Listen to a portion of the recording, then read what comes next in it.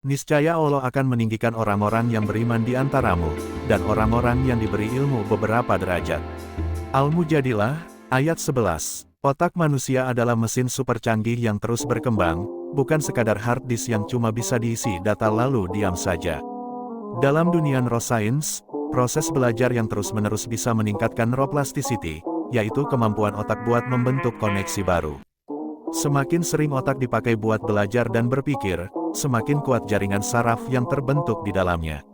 Ibarat jalan setapak di hutan, kalau sering dilewati, jalannya makin jelas dan gampang dilalui, begitu juga dengan sinapsis otak saat kita belajar.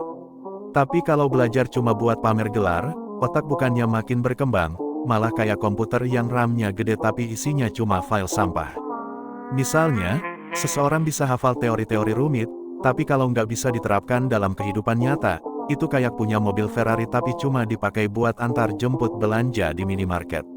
Ilmu yang nggak diamalkan itu sama kayak nyimpen power bank 50.000 mAh, tapi tetap panik waktu HP lowbat. Di otak, ada bagian yang namanya hipokampus, pusat penyimpanan memori, yang kerjaannya mirip pustakawan super sibuk. Kalau kita belajar dengan sungguh-sungguh dan memahami konsep, hipokampus bakal menyimpan memori dengan rapi kayak rak buku perpustakaan. Tapi kalau cuma belajar buat ujian terus langsung lupa, hipokampus jadi kayak meja belajar anak kos yang berantakan dan penuh kertas contekan bekas. Otak juga punya prefrontal cortex, bagian yang bertanggung jawab buat berpikir logis, mengambil keputusan, dan mengontrol impuls. Kalau kita belajar dengan niat yang benar, prefrontal cortex makin aktif, bikin kita lebih kritis dan gak gampang kena hoaks.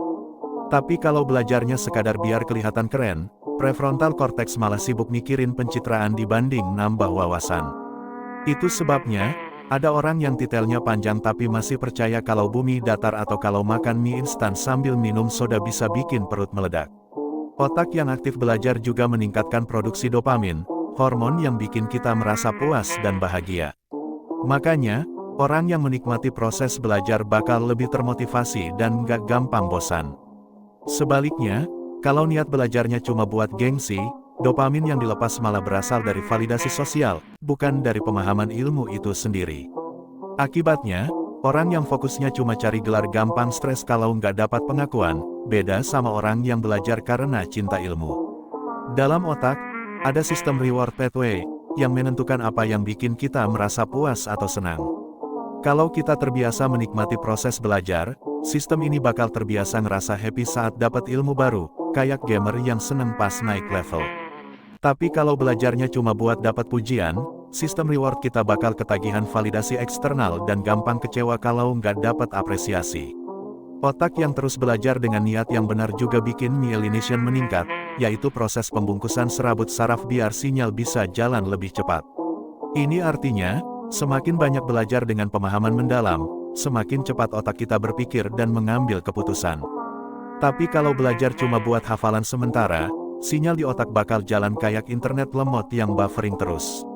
Itu kenapa orang yang cuma hafal teori tapi nggak paham sering bingung pas ditanya, jadi maksudnya apa? Ilmu yang bermanfaat itu seharusnya bikin kita makin rendah hati, bukan makin tinggi hati.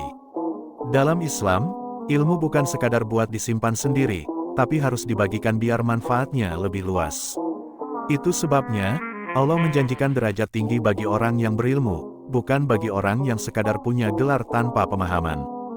Jadi, kalau mau otak benar-benar berkembang, pastikan kita belajar bukan cuma buat pamer, tapi buat dipahami dan diamalkan, karena pada akhirnya, ilmu yang gak diamalkan itu kayak punya kunci mobil sport tapi tetap naik angkot karena nggak tahu cara pakainya.